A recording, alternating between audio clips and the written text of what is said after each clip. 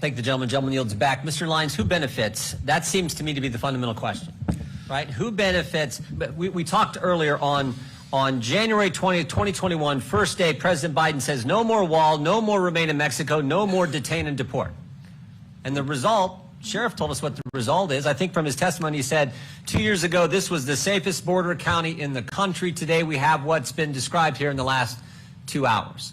Yes, so it sort of raises the fundamental, who benefits from this border that's no longer a border, from this open border chaos on our southern border? Who benefits from that? Does our health care system benefit, No, Mr. sir. Lyons? No, directly benefiting the cartels. Does our law enforcement benefit, Sheriff Wilmot? No, sir. How about first responders, Supervisor? Does first responders, does that benefit? How about the taxpayers? How about the growers and ranchers and farmers that we heard from earlier? Do they benefit from this chaotic policy that was put in place on day one?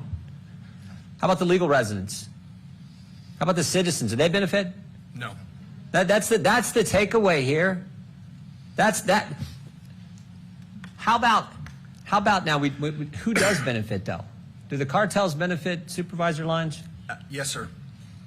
100%. Do the drug dealers benefit? 100%. Yeah. And the scary thing is, the sad thing is too, the people, many times the people who are being trafficked across, they don't really benefit either. The things that happen to women, things that happen to kids, we've talked about that. So this is the crazy thing. And this brings us back to what my colleague and friend from Florida said early in today's hearing.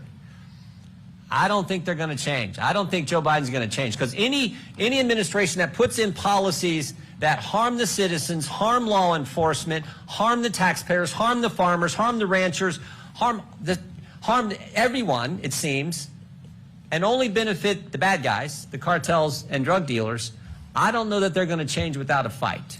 And Mr. Chairman, I think that it's good to remember that the source of all fentanyl, and that's being shipped directly from China to the cartels to come and poison the people in the United States.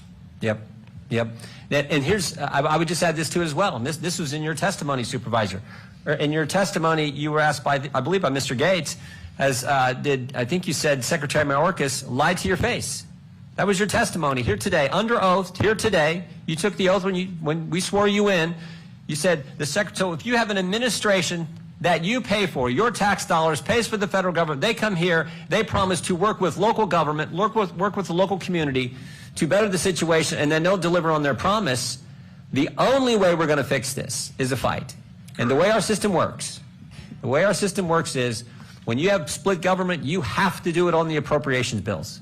We are going to have to attach on the appropriation bills, say, look, if you don't start enforcing the law, as Mr. McClintock pointed out, if you don't start enforcing the law, we're not going to fund certain things. I mean, not our law enforcement, not Border Patrol, we need that, but other things, we're going to have to do that if we're going to remedy this situation. Yes, sir. That's how bad it is. That's how serious it is. And we came here today to just underscore and hear from people who've been living it now for 2 long years, to hear from you all, so we can go back and tell our colleagues, look, we're going to have to fight.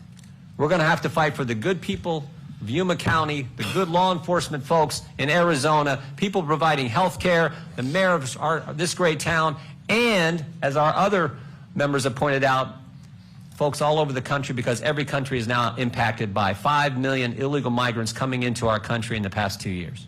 And that's what we pledged to do. So I want to thank you all for being here today. We're going to close with the gentleman who represents this fine community for 5 minutes, who's been a good friend of mine in Congress for a number of years, does an outstanding job of serving the folks of his great district here in Arizona.